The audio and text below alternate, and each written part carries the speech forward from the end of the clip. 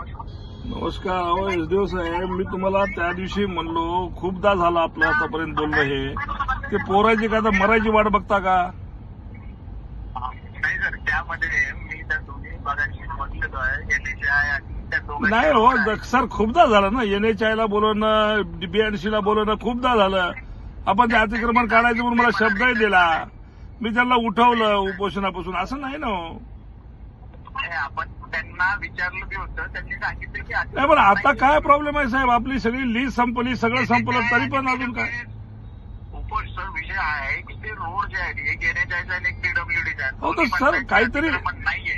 अं?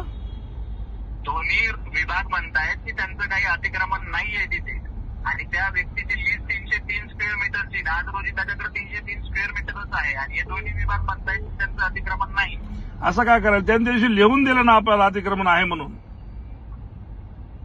नंतर त्यांनी त्या BPCL जी कंपनी आहे त्यांनाही बोलवलं, त्यांच्याकडूनही नकाशे घेतले, TLR कडून बोलणी. अहो त्या BPCL कंपनीचा त्याचा काय संबंध आहे? BPCL ला यानं जेवढं प्रोव्हाइड केलं तेवढं देतील ना ते.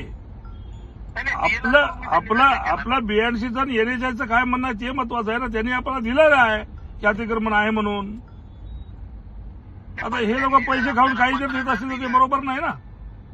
बघा बाबा, त्याला जर काही झालं तर 100% आपणच प्रशासनाला जबाबदार आहे बरं का साहेब. मी सांगतो तुम्हाला, हे ठीक नाही आहे. हे तुम्ही आटपलं पाहिजे लवकरात लवकर.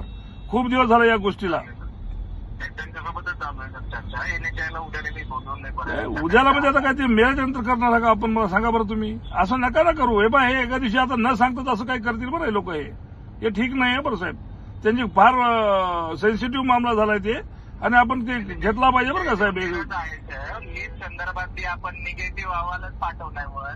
कलेक्टर सरांनाही बोललोय लीज संदर्भात, आणि तो विषय क्लिअर करा म्हणून सांगितलेले सरांना. तो बघा लवकरात लवकर हातावर घ्या बरं का साहेब. तिथे तर काही घडलं तर मी सांगतो ना, सगळ्याला महागात पडेल हा ते सगळ्या गोष्टी. कलेक्टर सरांशी बोललो.